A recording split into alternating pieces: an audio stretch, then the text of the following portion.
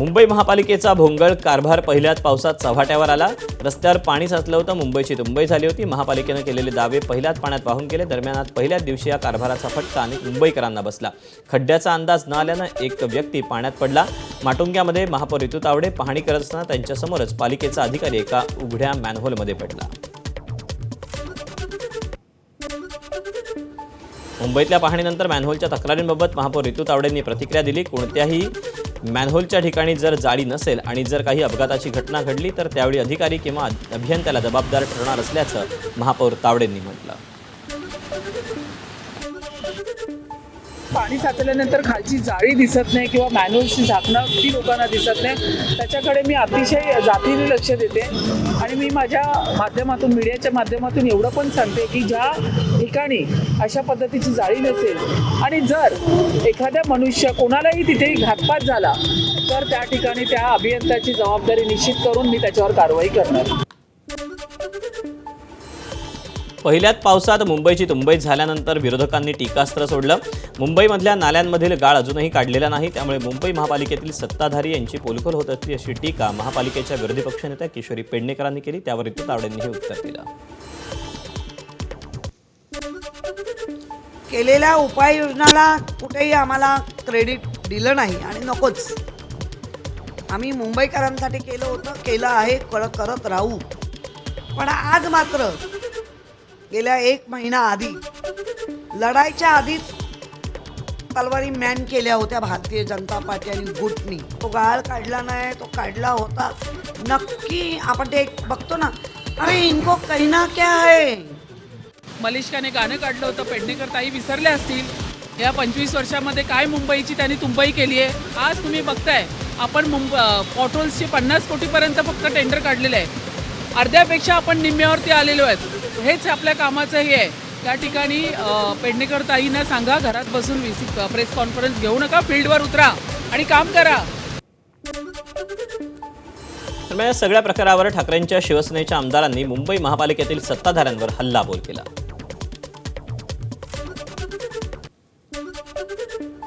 कारवाई व्हायला पाहिजे ना। हे गुन्हा झाला ते दाबून टाकतील, यांच्याकडे सर्व यंत्रणा आहेत। पण हे सर्व नंतर होईल। मुंबईकरांचं काय चूक आहे? मॅनहोल उघडे ठेवलेले आहेत की बंद केलेले हेच माहीत नाही आहे। पुढे जायचं का पाठी जायचं? म्हणजे मुंबईकरांना परत पाण्यामध्ये पूर्ण रीतीने यांनी टाकण्याचं काम केलेलं आहे। मुंबईकर माफ करणार नाही। पावसाला सुरुवात झाली नाही तरी एवढा पाणी रिमझिम पडतोय, तर एवढा पाण्याचा प्रॉब्लेम होत आहे, जिथे इथे साचतंय। जर पूर्ण 26 जुलैसारखा झाला तर पूर्ण मुंबईमध्ये स्विमिंग टँक होईल। मुंबईच्या महापौराला काय अधिकार वाटत नाही। मुंबईच्या महापौराच्या आजूबाजूला बसतात भाजपचे मोठमोठे नेते, तेच डिसिजन घेतात। हे फक्त नावाची खुर्ची आहे।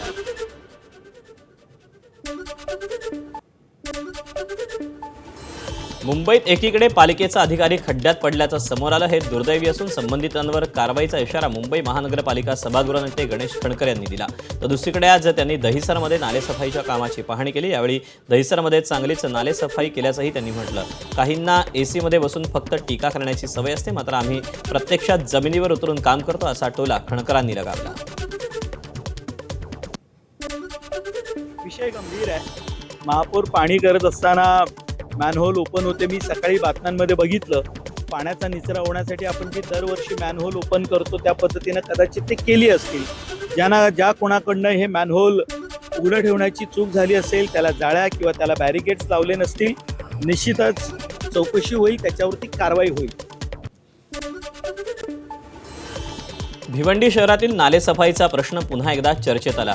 कोट्यवधी रुपये खर्च करूनही नालेसफाईची कामं समाधानकारक होत नसल्यानं दरवर्षी पावसाळ्यात सखल भागांमध्ये पाणी साचायला सुरुवात होते।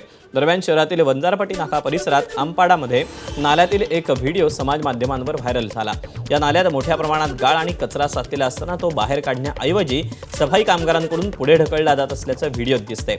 यामुळे नालेसफाईच्या कामाच्या गुणवत्तेबाबत प्रश्नचिन्ह निर्माण झालं असून संबंधित विभागानं या प्रकाराची चौकशी करून योग्य कारवाई करावी अशी मागणी नागरिकांनी केली आहे। कोल्हापूरच्या पंचगंगा नदीच्या पाणी पातळीत यंदा मोठी घट झाली। यामुळे वर्षभर पाण्याखाली असणारी ऐतिहासिक समाधी मंदिरं आता पुन्हा एकदा नजरेला पडली. साधारणपणे 3 ते 4 वर्षांनी पाऊस उशिरा झाल्यास ही मंदिरं दिसू लागतात. मात्र दीर्घकाळ पाण्यात राहिल्यामुळे या समाधी मंदिरांना धोका पोहोचतोय. शेकडो वर्षांपूर्वी बांधलेल्या समाधी मंदिराच्या दगडी खांबांची झेज होती, मात्र याकडे कुणीही लक्ष द्यायला तयार नाही. याआधी प्रशासनाच्या दुर्लक्षामुळे पंचगंगा पात्रातील समाधी मंदिरांची पडझड झाली आहे. आता शिल्लक असलेल्या समाधी मंदिराकडे देखील दुर्लक्ष केल्यास हा ठेवा नामशेष होण्याची भीती आहे. शेतकरी कर्जमाफी 30 जूनपूर्वी सुरू होणार आहे अशी माहिती कृषी मंत्री दत्ता भरणे यांनी एबीपी माझाला दिली. 2019मध्ये जे शेतकरी वंचित होते त्यांना देखील याचा लाभ मिळणार आहे. तसंच 2026च्या नवीन योजनेत 56,24,000 शेतकऱ्यांना 36,585 कोटी रुपयांची कर्जमाफी मिळणार आहे. साधारणतः 56 लाख शेतकरी आणि 36,585 कोटी रुपये एवढा निश्चित प्रकारे या कर्जमाफीमध्ये माझ्या शेतकऱ्यांना लाभ देण्याचा प्रयत्न या राज्याचे मुख्यमंत्री, दोन्ही उपमुख्यमंत्री हे यांच्या माध्यमातून होईल. साधारणतः 30 जूनपूर्वी आपल्याला माहिती आहे की जे शेतकरी 2 लाखाच्या आत थकबाकीदार आहे, ज्यांना 2 लाख त्यांना ताबडतोब आणि प्रोत्साहनपूर्व आपल्याला माहिती आहे की जे रेग्युलर शेतकरी कर्ज फेडतात त्यांना 50,000 रुपये. आणि तिसरं जे आपल्याला माहिती आहे की पूर्वी 2019च्या कर्जमाफीमध्ये ज्यांचं 2 लाखाच्या वरचं कर्ज आहे त्यांना कर्जमाफीच्या योजनेमध्ये समावेश नव्हता. समजा एखाद्याला 2,10,000 आहे तर 10,000 रक्कम असल्यामुळे त्यांना 2 लाखाचा लाभ त्यांना कर्जमाफीचा मिळाला नाही. ज्यांचं कर्ज 2,10,000 आहे आणि त्यांनी जर 10,000 वरचे भरले तर त्यांना 2 लाख रुपयाचा कर्जमाफीचा लाभ मिळतोय. आणि या बाबतीमध्ये निश्चित प्रकारे खूप चांगला निर्णय माझ्या शेतकऱ्यांसाठी या राज्याचे मुख्यमंत्री, दोन्ही उपमुख्यमंत्री घेतलेला आहे. प्रख्यात गायिका आशा भोसले यांच्या निधनाबाबत शोकप्रस्ताव मांडताना विधानसभा अध्यक्ष राहुल नार्वेकर यांच्याकडून अनेक चुका झाल्या. मराठीत लिहिलेला हा अधिकृत शोकप्रस्ताव विधानसभा अध्यक्षांना व्यवस्थित वाचता न आल्यानं त्यांच्यावर टीका झाली होती. त्यानंतर आज विधानसभा अध्यक्षांनी विधानसभेत दिलगिरी व्यक्त केली. आपल्याला शोकप्रस्ताव का वाचता आला नाही याचं कारणही त्यांनी सांगितलं.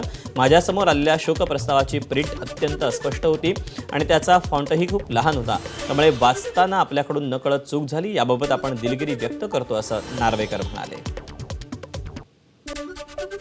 शोकप्रस्ताव हे केवळ अध्यक्ष वाचून दाखवणार असा आपण निर्णय घेतलेला. त्या अनुषंगाने हे शोकप्रस्ताव त्या दिवशी 12 शोकप्रस्ताव होते आणि त्याचं वाचन मी सभागृहात केलं. 12 शोकप्रस्ताव असल्यामुळे ते प्रिंट जी माझ्या हातात आलेली ती प्रिंट अत्यंत बारीक फॉन्टमध्ये होती आणि थोडी अस्पष्ट होती. त्याप्रमाणे त्याच्यात काही तांत्रिक चुका होत्या ज्या सुरुवातीला नोट करण्यात आल्या नव्हत्या. वाचन करत असताना तसंच्या तसं ते वाचन झालं. ही एक चूक त्या दिवशी वाचन करत असताना माझ्याकडनं घडली. स्वर्गीय आशाताई भोसले ह्या आणि ह्यांच्याबद्दल अवमानास्पद बोलण्याचा विचारही या राज्यातली कोणतीही व्यक्ती करू शकत नाही आणि निश्चितपणे विधानसभेचे अध्यक्ष तर मुळीच असं वक्तव्य करू शकत नाहीत. जे घडलं ते एका चुकीमुळे घडलेलं आहे. त्याचा कोणी वेगळा अर्थ काढू नये अशी मी विनंती करतो. आणि तरीही त्या भाषणाच्या वाचनाच्या वेळेला जर का राज्यातील किंवा सभागृहातील कुठच्याही व्यक्तीचे सदस्याचे इकडे मन दुखलं असेल तर मी मनापासून दिलगिरी व्यक्त करतो.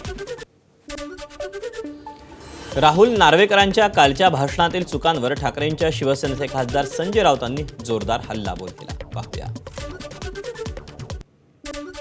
विधानसभेच्या अध्यक्षपदावर बसलेल्या व्यक्तीला मराठी बोलता येत नाही, मराठी लिहिता येत नाही, मराठी वाचता येत नाही, मराठीत विचार करता येत नाही. हे नार्वेकर आहेत की युरोपमधला एक देश आहे नॉर्वे म्हणून, की नॉर्वेकर आहे. रिक्षावाल्यांना सुद्धा मराठी भाषा यायला पाहिजे असं आपण इथे बोलतो, कायदा करतो. रिक्षावाल्याने मराठी बोलायला पाहिजे हे राज्याचे मुख्यमंत्री सांगतात. महाराष्ट्रात फक्त मराठीची सक्ती राज्याचे मुख्यमंत्री सांगतात. पण त्यांनी नेमलेला विधानसभा अध्यक्षाला मराठी येत नाही, ताबडतोब त्यांच्यावर कारवाई नाही, त्यांना त्यांच्या पदावरून दूर केलं पाहिजे.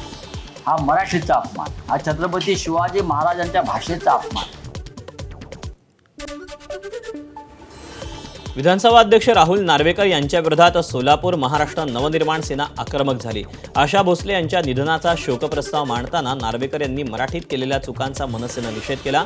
सोलापुरातील महाराष्ट्र नवनिर्माण सेनेच्या कार्यकर्त्यांच्या वतीनं नार्वेकर यांना मराठी शुद्धलेखनाचं पुस्तक पाठवण्यात आलं. शुद्धलेखन 12 खडे आणि मराठी साहित्याचं पुस्तक भेट म्हणून पाठवण्यात आलं. विधानसभा अध्यक्षांनी मराठी भाषेची केलेली चिरफाड ही लाजिरवाणी बाब असलंय. आज पुस्तक पाठवत आहोत, उद्या तुमच्या तोंडावरही मराठीचे धडे गिरवू असा इशारा मनसेनं दिला. विधानसभा अध्यक्ष राहुल नार्वेकरनी काल आशा भोसलेंच्या शोक प्रस्तावासंदर्भात निवेदन करत असताना मराठी भाषेची अतिशय भयानक प्रकारे चिरफाड केली. तर त्यासाठी महाराष्ट्र निर्माण सोलापूरकडून आम्ही मराठी व्याकरण, मराठी बाराखडी, मराठी शुद्धलेखन व काही मराठी साहित्यिकांचा इतिहास अशी पुस्तकं त्यांना आम्ही त्यांच्या आज पत्त्यावर पाठवत आहोत. तरी नुसतं त्यांच्या पत्त्यावर पाठवणारी पुस्तकं नसून मराठी भाषेचा स्वाभिमान, मराठी भाषेचा इतिहास आणि मराठी भाषेचा अभिमान आहे. काल विधानसभा अध्यक्षांनी स्वर्गीय आशा भोसले यांच्या शोकसभेचा प्रस्ताव मांडताना जे मराठी भाषेची चिरफाड केली, तर ही सर्व महाराष्ट्रासाठी लाजिरवाणी गोष्ट आहे आणि त्यांना मराठी यावं म्हणून आम्ही सोलापूर महाराष्ट्र निर्माण सेनेच्या वतीनं आज शुद्धलेखन, बाराखडी आणि मराठीचे साहित्यिकांचे पुस्तक त्यांना पोस्टाने पाठवत आहोत. एरवी एकमेकांवर टीकेची झोड उठवणारे नितेश राणे आणि आदित्य ठाकरे आज जेव्हा समोरासमोर आले तेव्हा काहीसं वेगळं चित्र पाहायला मिळालं. नितेश राणेंनी आदित्य ठाकरेंची पाठ थोपटली तर आदित्य ठाकरेंनीही याला हसून प्रत्युत्तर दिलं. विधानभवन परिसरात माध्यमांना प्रतिक्रिया देऊन पुढे जात असताना नितेश राणे आणि आदित्य ठाकरे आमनेसामने आले, त्यावेळी हे चित्र पाहायला मिळालं.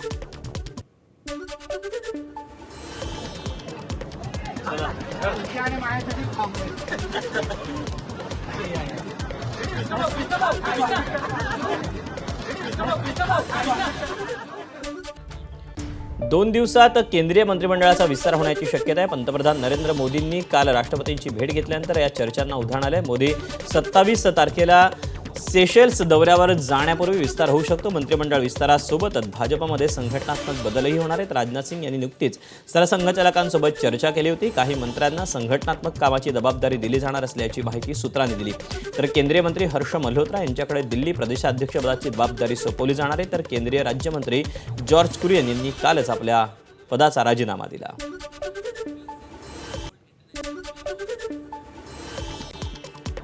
दिल्लीतील संसद भवनातील कार्यालय टिकवण्याचं आव्हान ठाकरेंच्या शिवसेनेसमोर उभं राहिलंय. खासदारांची संख्या घटल्यानं कार्यालय काढून घेतलं जाण्याची शक्यता आहे. नियमाप्रमाणे दोन्ही सभागृहात एकूण किमान 5 खासदार असलेल्या पक्षांनाच संसद भवनात कार्यालय दिलं जातं. हे कार्यालय पक्षाच्या संसदीय कामकाजासाठी असतं. ऑपरेशन टायगरनंतर संख्याबळ कमी झाल्यानं ठाकरेंच्या शिवसेनेसमोर हे आव्हान निर्माण झालं आहे. 2024च्या लोकसभा निवडणुकीत ज्यांच्या विरोधात लढल्या त्याच खासदार ओमराजे निंबाळकर यांचे आता महायुतीत स्वागत करत जिल्हा परिषद अध्यक्ष अर्चना पाटील यांनी मोठं वक्तव्य केलं. ओमराजे निंबाळकर यांच्या प्रवेशामुळे महायुतीला फायदा होईल आणि भविष्यात त्यांना उमेदवारी मिळाल्यास त्यांच्या प्रचारासाठीही काम करू असं त्यांनी म्हटलं. तसंच जॅकवरून त्यांनी ओमराजेंना टोला मारला. त्यांच्याशी संवाद साधला आमच्या प्रतिनिधींनी. पाहूया. एक गोष्ट मला बाकीचं नाही बोलायचं आहे. आता त्यांना त्यांचे विचार बदलले असतील तर स्वागतच आहे. आणि आम्हाला भाजपमध्ये शिकवलं जातं की पहिले राष्ट्र, मग पक्ष आणि मग स्वतः. तर राष्ट्रासाठी जर राष्ट्रामध्ये काही आपल्याला नवीन विधेयक आणायचे असतील त्याच्यासाठी जर यांचा उपयोग होणार असेल तर निश्चितच त्यांचं स्वागत आहे. धाराशिवचे खासदार ओमराजे निंबाळकर यांनी शिंदेंच्या शिवसेनेमध्ये प्रवेश केला. मात्र त्यांचे चुलत बंधू मकरंदराजे निंबाळकर यांनी ठाकरेंसोबतच राहण्याचा निर्णय घेतला. दरम्यान मकरंदराजे निंबाळकरांनी ओमराजेंच्या बंडाबाबत मोठा गौप्यस्फोट केला. ओमराजेंच्या पक्षांतराच्या निर्णयाला घरातूनच विरोध होता. ओमराजे निंबाळकरांचं महिनाभरापासून बंडाचं प्लॅनिंग सुरू होतं. पक्षांतराबाबत चर्चा झाली होती, मात्र तो निर्णय मला मान्य नव्हता अशी प्रतिक्रिया ओमराजेंचे चुलत बंधू मकरंदराजेंनी दिली. माझं म्हणणं होतं अजून सुद्धा आपण याच पक्षातून, महाविकास आघाडीतून किंवा इंडिया आघाडीतून आपण अजूनही खासदार या ठिकाणी होऊ शकतो. लोकांचं आपल्यावर प्रेम आहे. आपण तुम्ही दिवसरात्र लोकांसाठी झटता, त्यामुळे लोक तुम्हाला अजूनही निवडून देतील असं मी त्यांना सांगितलं. तुमची भूमिका काय आहे? मी उद्धव साहेबांच्या सोबत आहे. मी पक्षाचा सहसंपर्क प्रमुख आहे. 5 वर्ष शिवसेनेचा नगराध्यक्ष म्हणून या धाराशिवमध्ये मी काम पाहिलेलं आहे आणि येत्या 28 तारखेला उद्धव साहेब या ठिकाणी धाराशिवला येणार आहेत. तर त्यांच्या सभेसाठी आता आमची तयारी सुरू आहे.